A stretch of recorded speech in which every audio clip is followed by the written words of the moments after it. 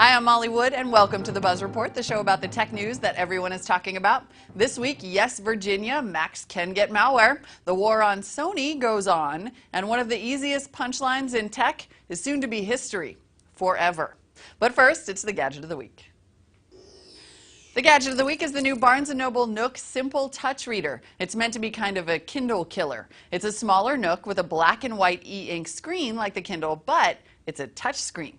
So basically, if you still want your books to look like books, there's a Nook for that. That was a lot of rhyming. The new Nook costs $139, like the Kindle, and has built-in Wi-Fi but no 3G. And I gotta say, I remember when Barnes & Noble announced it was making an e-reader, and some people thought that was kind of silly. And then the first one was not good. So then some people thought they were doomed. Well, those people are suddenly thinking about buying a new Nook.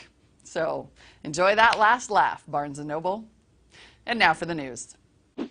Apple had a bit of a malware scare over the past couple of weeks. An annoying little bit of malware called Mac Defender started making the rounds on Mac computers in the early part of May. It mostly just generated porn pop-ups, so nothing super malicious, but it was actually Mac malware in the wild, which basically no one was willing to believe, and Apple certainly wasn't interested in publicizing, because Macs don't get viruses, everyone. Support reps actually leaked internal information about how Apple told customer support not to provide any help if the customer said they were infected with Mac Defender, which is just about the time that the media storm got bad enough that Apple finally put up a blog post telling users how to remove Mac Defender malware and hopefully avoid it in the first place. So thanks for that. And listen, I would imagine that there will be more attempts to deliver malware and Trojans and other nasty things to Mac users in the future. So Apple, you might not be able to handle that with the same old long silence and then magical solution from on high that you're used to. Because if the next piece of badware steals passwords or credit card information, that shit is not going to fly. Poor Sony just keeps getting hacked. The company had to report this week that personal data from almost 10,000 users was stolen from two of its sites, one in Canada and one in Greece. Sony said only emails, passwords, and phone numbers were stolen, not credit card information, and that the sites weren't part of the main Sony network. Also, though, the company said Sony sites in Indonesia and Thailand were hacked, but no information was stolen. I mean, what are their server passwords? 1, 2, 3, 4, 5? Come on, guys. Although it is surprisingly hard to feel sorry for Sony. I mean, remember that time they made their music CDs secretly drop rootkits on your computers? Go look that one up. But seriously, lulz hacker types, maybe that's enough. Because I mean, if you keep this up, you might get things like the French president calling for a more regulated internet to keep things civilized. He was speaking this week at the EG8 Forum, a get-together about the internet and its effect on global commerce.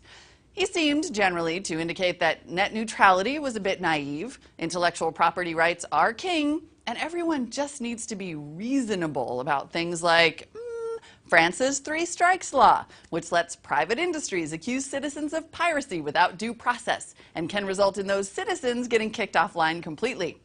The European Union, by the way, rejected the idea of a nationwide 3 strikes law.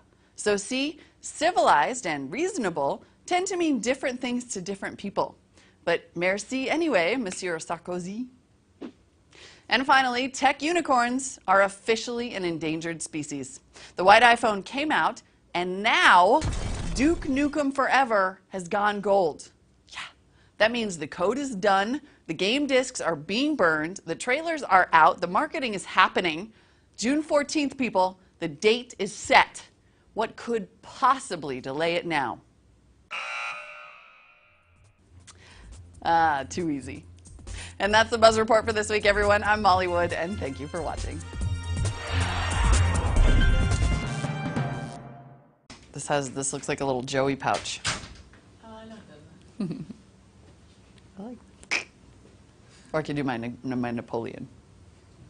Welcome to the Buzz Report. Bienvenue à Buzz Report.